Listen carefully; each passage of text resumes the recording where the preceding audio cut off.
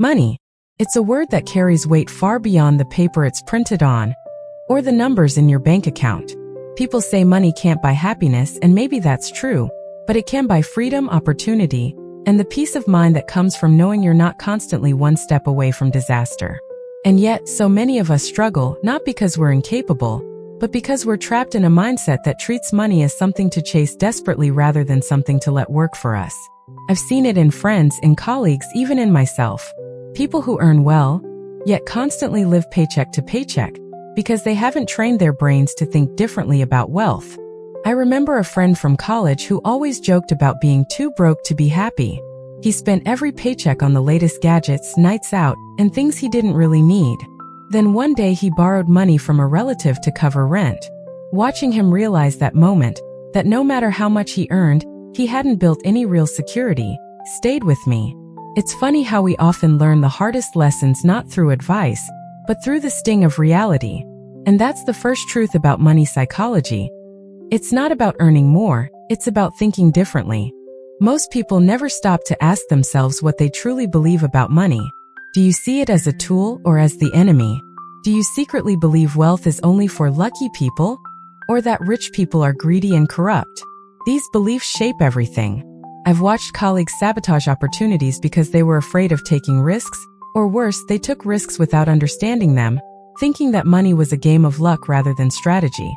Your mind is the battlefield. The moment you confront your own fears and assumptions about money, you start to reclaim control. Emotions are the real thieves of wealth. Greed, fear, envy, these are not abstract concepts. They sit on your shoulder every time you open an investment app or swipe your card online. I once invested in a small stock, convinced it would triple overnight, only to sell it the next morning because my heart raced with panic. A week later it soared. That was a painful lesson, but it taught me something crucial. Your brain doesn't just control your decisions, your emotions do. Learning to separate feelings from actions is not easy, but it's necessary. One small trick I've learned is to create rules for myself. Set aside a fixed percentage of income for investment, automate savings, and never make major financial decisions when I'm angry or stressed. Over time, these rules become habits, and habits shape the mind more than sheer willpower ever could. Discipline is another word people hate to hear, but it's the silent architect of wealth. Discipline is choosing long-term benefits over short-term pleasures. It's the coffee you skip so you can invest that $5 a day. It's the late nights spent learning rather than spending on impulse. I've met people who criticize others for being obsessed with money, yet they're the first to complain about living paycheck to paycheck. Discipline isn't glamorous, but it compounds quietly, invisibly. Small, repeated actions consistently applied grow into a life you could never achieve with luck alone. And yet, the most overlooked skill in financial psychology is patience. We live in a culture obsessed with speed. Instant downloads, instant gratification, instant validation. But wealth doesn't work that way. Real wealth takes years. It's built quietly day by day. I've seen young entrepreneurs abandon ventures after a few months because nothing happened fast enough. Meanwhile, others, less flashy, less celebrated, quietly invested, learned, and persisted. And 10 years later, they're the ones living on their terms. The lesson? Your brain must learn to think in decades, not weeks. Learning is another superpower people ignore. Money isn't static. It evolves.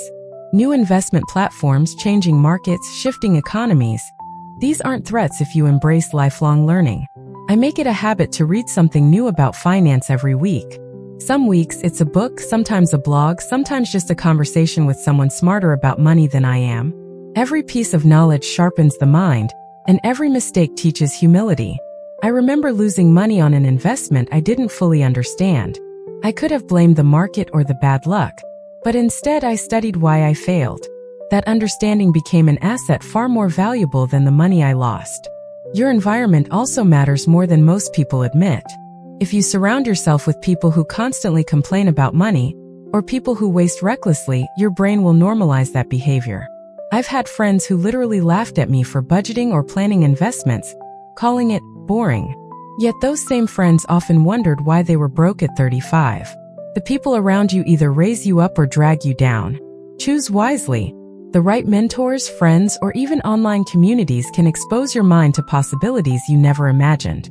And finally, action.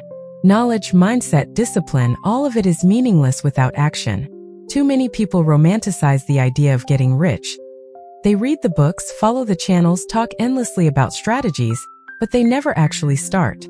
Action trains your brain the fastest. Every time you invest, save, budget, negotiate, or explore a side hustle, you're creating neural pathways that reinforce smart financial behavior. Your brain begins to see wealth as natural, not accidental. So what's the point of all this? It's simple. Money begins in the mind. You can learn every formula, attend every seminar, read every book.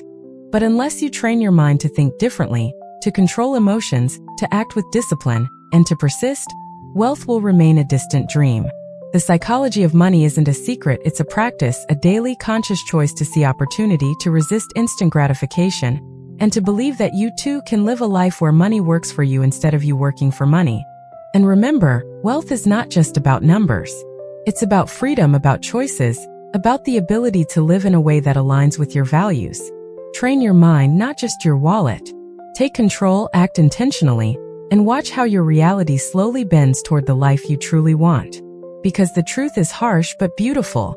Most people never think about money deeply. They react. They fear. They envy. But you, if you start today, can choose differently. You can master not just money but the way you relate to it. And that, my friend, is the first step toward genuine wealth.